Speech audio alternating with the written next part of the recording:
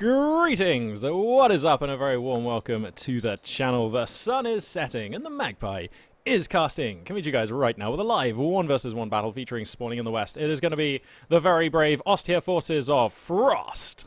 And the reason I say very brave is because I don't actually know almost anything about this player. And, oh, you know what? Hang on, sorry. I'm just going to quickly pause right here. Just a second. It just occurs to me that my sound settings are probably slightly out of whack because I've actually been, yeah, they are way out of whack. Because I've actually been playing the game a bit more recently rather than just casting. So there we go. So yeah, we're going to have Frost here, and the reason, as I say, that he's intensely brave is because he's going to be facing off against the nefarious, the infamous Soviet forces of one VonIvan, who, if you guys don't know anything about this guy, he's pretty infamous. He's taken down quite a few prestigious tournaments. He's done very well in a number of competitive events. He is one of the bigger names, I think it's fair to say, on the scene, and certainly one of the players that I enjoy watching and casting quite a bit, because he has a very idiosyncratic style. He is very well known for using T70s, even going so far as to spam them. Same for Maxims. In fact, well, let's do this in order. He liked to spam Maxims into T70s, often with a very healthy sprinkling of partisans, and it was like the most when it went well, which it seemed to be almost all of the time. It was just devastating, and you kind of felt like his opponent just didn't stand a chance, like it was just gribbly. So anyway, I'm already curious to see that he has not actually picked partisan tactics. He's actually gone for the shock attack. Shock rifle frontline tactics. So there are those abilities on the screen there. So he's going to have shock troops, anti-tank gun ambush. He's going to have the incendiary arty. He's going to have the KV-8, and he's going to have the IS-2 there. So we'll have to see exactly what you see as planned for these abilities as and when they become unlocked. But yeah, very much looking forward to seeing VonIvan here. Going to try a new style perhaps as the initial skirmishes here going to get underway on the map, and I'll just take a minute or two, as is my custom, to talk about a couple of things not strictly related to the immediate game unfolding in front of us, because, you know, these opening skirmishes are, it's pretty straightforward. You guys can see what's going on. So, further to my last cast, when I announced that I was going to be super busy, I've been super busy, which is why I haven't been casting nearly so much. And believe me, that pains me. It really does, because I love casting, and it's awesome. And I have a great deal of fun doing it. But I've just, like I say, my country needs my services. I'm just in really high demand with Her Majesty's pleasure. So that's the thing that I have to do. I don't even mind doing it. It's actually pretty awesome. But it is taking up a lot of my time. And on top of that, you know, I'm playing the drums a lot at the moment, which is also just kind of like making my head spin with how amazingly cool and fun that is. And I'm also hanging out with a certain really cool girl / cat who, shout outs to you, good girl. So yeah, basically life's kind of being awesome, but it's like this kind of multifaceted awesome, which is like really testing, to put this back into an RTS like shell, it's really testing my multitasking and my APM at life in general. I would say rest assured that this is a temporary state of affairs, and as soon as Her Majesty no longer requires my services, which I estimate will be another 4 or 5 weeks maybe, hopefully casting will resume as usual. Also, massive shout out to Sinistray, thanks for sending in the replay pack for the latest Artifact Cup. Also, that's just really awesome, and I will hope to be able to cast that hopefully this weekend. It's just like so on my to-do list. So yeah, if you like Deserts of Karak, there's more of that on the way. Anyway, let's turn our attention to this fight. Looks like the Axis player going for a pretty atypical build here. We've got 3 squads Pioneers, 2 squads MG42, and he's doing his best out here. He really is, and he's not actually doing too badly. You can see some of VonIvan's squads damaged. A couple of conscript squads right now are back at base, reinforcing and healing. So some value has been obtained here by Frost out on the field of battle.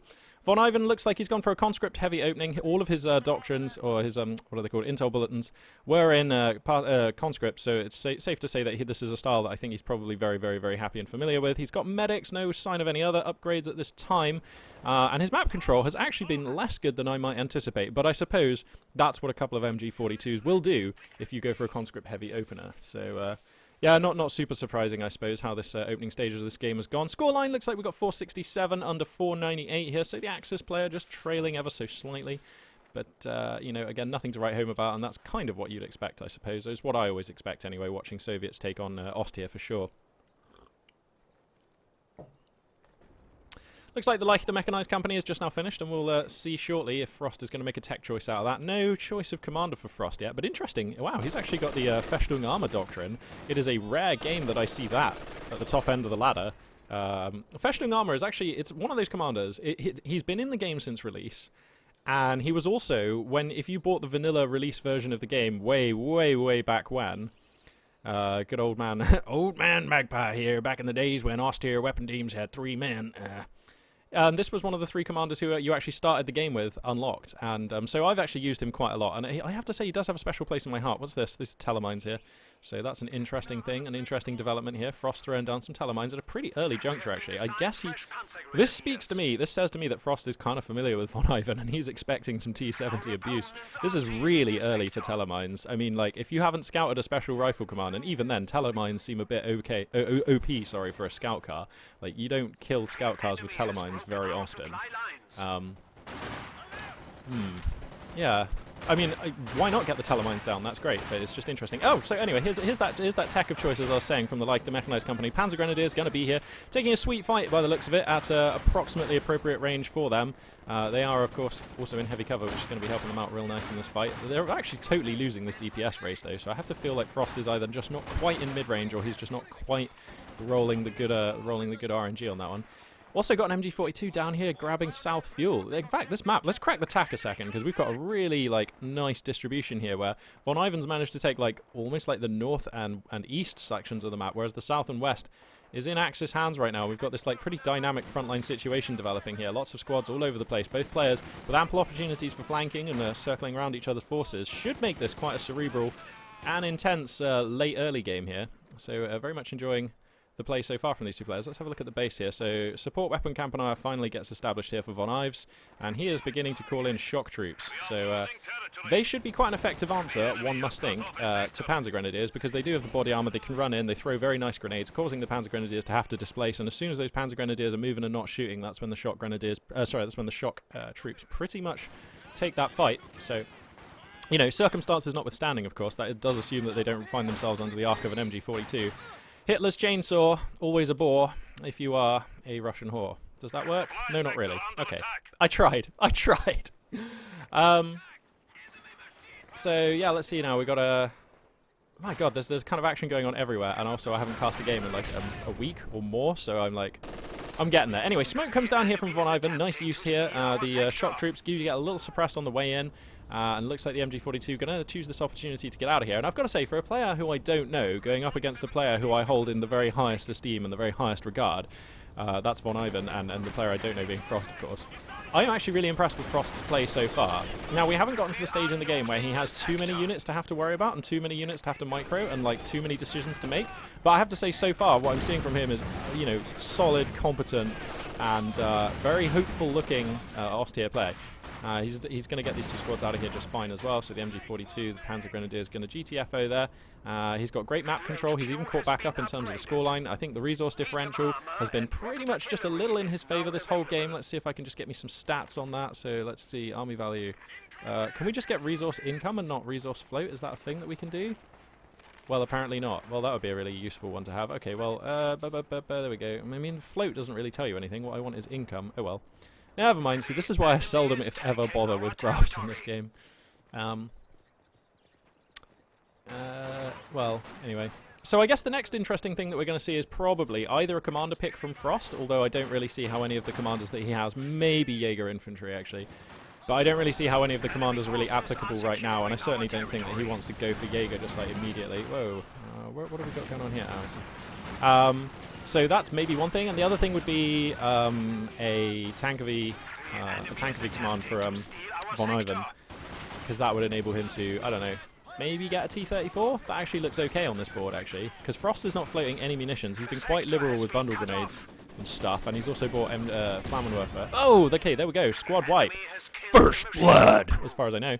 And it looks like that MG42 is going to get looted by the shock troops. Touch awkward, perhaps, because that does mean that, you know, now you have this, like, really high pop cap MG42. But I guess on the flip side, you do have an MG42 that's going to be manned by, like, a load of shock troop, you know, hard nuts. So that's pretty cool, in a way. And at least he gets that MG42. So that's the first big swing of this game. And already, look, with an MG42 off of this roster and popping onto this one already, just look at the top left, look at the top right. You can already feel the impact. Like, there's just more red shizzle up here and less blue shizzle over here. So Frost now undoubtedly behind. The map position reflects that if you look at the mini-map. So he's in a hard place now. And it's funny how things can turn around on you when you're austere, just like that. So now he's going to need something spicy, and it looks like for now the tech of choice is going to be the support armor core, and he's getting that up at good timing. That is testament to the resource differential that he's been able to secure himself this game. Does he have the... No, he doesn't actually have the fuel for any relevant choice from this building, though. So at the moment, that is a very pretty paperweight, that building. And VonIvan is shutting the map the hell down. Like, this is just, like, intense amounts of shutdown. Did he lose his other MG42? What is this? Oh, that's a demo charge, right. Okay, so Frost now in a pretty hard place. And this is going to be rough. It's on VonIvan to capitalize right now. I would love if VonIvan could get an Su-76 or a Zis gun. Just because I feel like the one thing he needs is some slightly longer range fire support, and that would be really nice. Or a mortar, actually. That would be lovely. But the nice thing about the Zis and the Su-76, of course, is that they also provide the other thing missing from this roster, that being, of course, anti-tank. So we'll have to see what the choice is going to be here for VonIvan, but this is definitely, like, the game is in his hands right now, as much as a game of Company of Heroes 2 can ever be in anybody's hands at the 11-minute mark. I mean, it's looking okay. He's got the triple cap, he's got tons of resources, the Axis player is, you know, having a hard time moving out of the base. You know, Ivan's got Maxim, he's got an MG42, which is making movement pretty restricted here for the Axis player. Oh no, this demo charge is so going to blow up a load of Axis units. Boom! And that will be another squad wipe here for VonIvan, who is just rinsing his way right now through this game. 3 squads of Panzer Grenadiers. This is such an atypical style. And this is another reason why these armies look so, you know... I mean, this is 6 units versus what is 8 here on the right. But the 6 units actually have the higher pop cap, even though this MG42 is crewed by shock troops. Like, that's how weird this army is. It has no durability at all, this army. Tiny 4-man squads.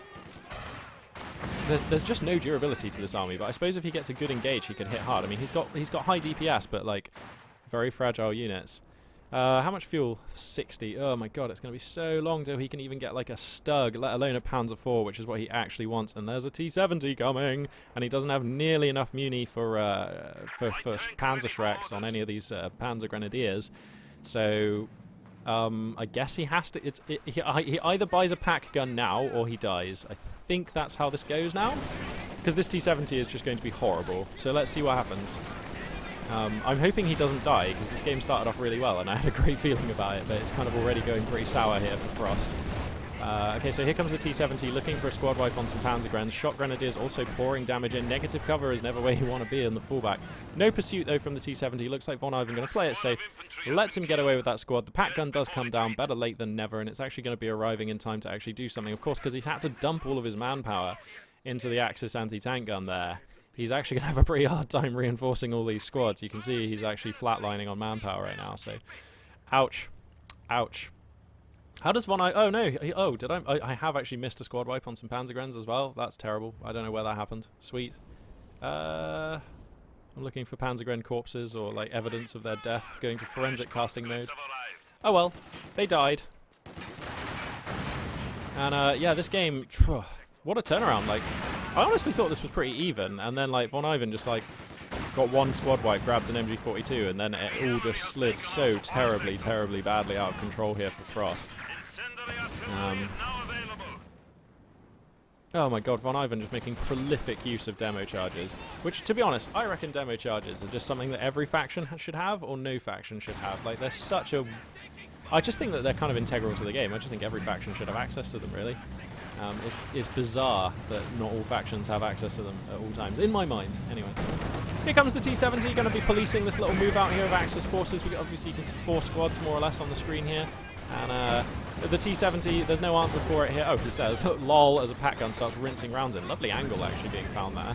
Wow, he took that shot through the building, I think. That was, like, either an attack round, or that building is not as line-of-sight blocky as I thought. But anyway, nice shot getting found by the pack gun. That does force the T-70 back. So that does allow Frost, like, a measure of freedom here, a measure of liberty with which to move around, but, I mean, like, it's not enough, because even with the T-70 out of the picture, as you can see, he cannot actually take a fight against this Soviet infantry lineup. So, And I really don't know what the plan is here. I mean, what do you do? Scout car might not actually be too terrible. 222 scout car? Wow, the T-70 just went down. Did he manage to actually find the telemines? Is that what happened? Where were those telemines? I think he found the... No, because the telemines were here. Alright, well maybe he found some other telemines. That's like the only way I can conceive of that T-70 could have died. It's amazing to me that I can't find it. I've probably scrolled over it 5 times and there's going to be like loads of comments saying like, Magpie, it was over there. But you know, this is what happens in the heat of casting, in the heat of the moment.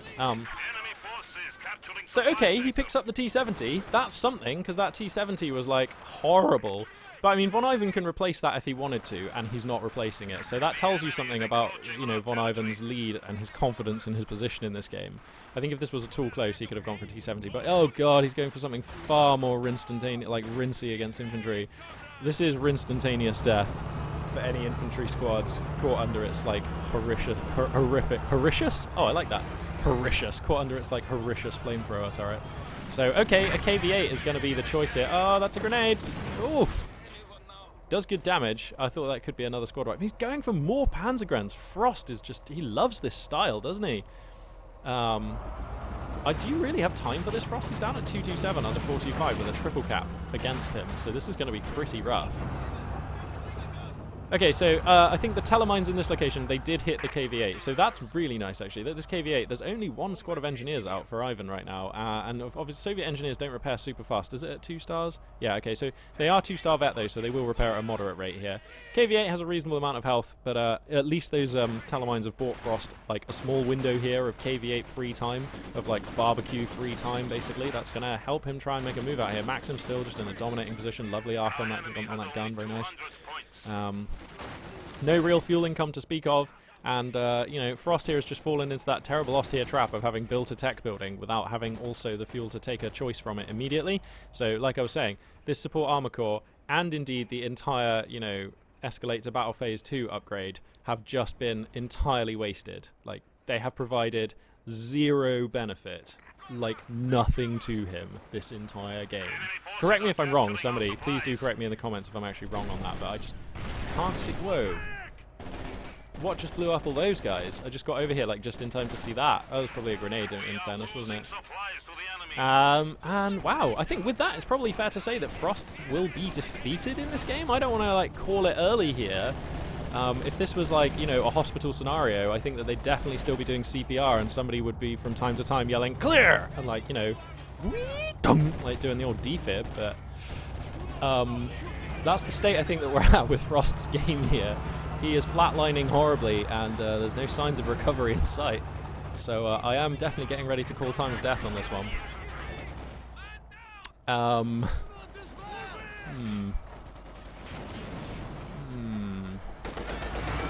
The KV-8 here is going to catch these Panzergrens, and like, there's nothing to stop it really. If he wants to dive into the base, all he has to do is kill this first, and then he has actually won here, has VonIvan. So I think he well, as long as he doesn't just expose it to needless amounts of fire here. That was a stunning shot as well. Was that an aim shot? Probably.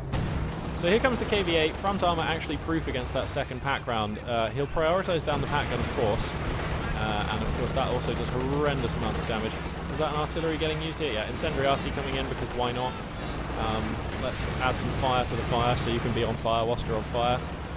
The pack gun desperately trying to reinforce, but the DPS of the flame artillery and the KV-8 ought to be too much. Yeah, are too much. And now, of course, any Axis units falling back are just going to burn. You did hear just now, the announcer did mention, I think that was a conscript squad got wiped somewhere about the map. But I mean, you know, that's kind of irrelevant when you have a KV-8 parked on your opponent's base. You know, this is a strong position. What you're seeing on the screen here right now represents a very strong position for the Soviet player. That is Magpie's detailed analysis. That's why they pay me the no bucks as a card. Well, the big bucks I'm supposed to say, but that's why they pay me the no bucks, because I get to say statements like that. Anyway, wow, there you go, VonIvan. Turns out he still got it. That was a nice game. I feel like he wasn't properly tested there, because I feel like that game was alive until that MG42 died. And let's be honest, okay, so the game wasn't over then, but that was the deciding moment, and Frost was never actually able to come back once he was behind. Like, once Frost was in deficit in this game, there was no way back for him, and that's unfortunate for him. And a very nice win here for VonIvan. Cool. I don't think there's really much more to say about that. That was just some sweet plays from VonIvan. The demo charge positioning was fantastic. I quite liked his build order. You know, I don't mind this style. I think it's actually fine to just go conscripts and then see what your opponent does and then react to it. The commander choice, I think, was just because he felt like it. You know, he picked it almost as soon as the game began, or yeah, well, he picked it as soon as the game began. So I think that was just the mood that had taken him. I don't think he really particularly got a super amount of value out of it. Okay, the shock troops were good, but you know, I don't think that they broke the game wide open in any way. And the incendiary artillery was also okay, but it didn't break the game wide open in any way. The KV-8 was also okay, but you know, if that money was put into T-70s, I think the game probably would have looked the same. So it's hard for me to definitively say that this commander really had a super big impact on the outcome of this game. But it was cool to see, and cool to see VonIvan. Oh, of course, that's why he didn't choose. Did he? I don't know. No, I don't know. Yeah, this is still a reasonable map for partisans. It's a trickier map for partisans, to be sure, because most of the buildings on this map have really low health. So I don't know. I still think it's okay. I don't know. I've literally never tried partisans on this map, so Soviet players are probably like spamming in the comments right now, like, Magpie, it's really bad for partisans because of all these really good reasons that you seemingly don't know about. And in which case, I'm very grateful to you guys. Thank you very much. Do definitely set me straight. Cool. Okay, well, yeah, that concludes this video. Thank you very much for watching. I think I'm just going to hop in and cast another one because this was like dead short. So yeah, stay tuned. More coming at you real soon. This for now. Magpie842 signing out.